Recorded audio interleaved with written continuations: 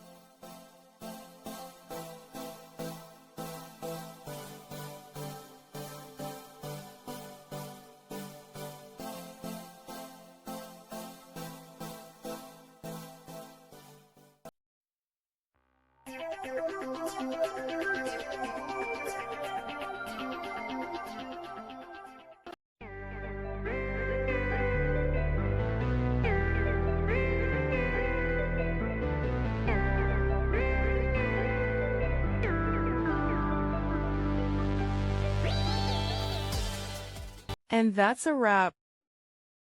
I hope you found the answer you were looking for. If you did, take a second to hit that subscribe button. It really helps out. And let me know in the comments which solution worked best for you. See you next time in the debug zone.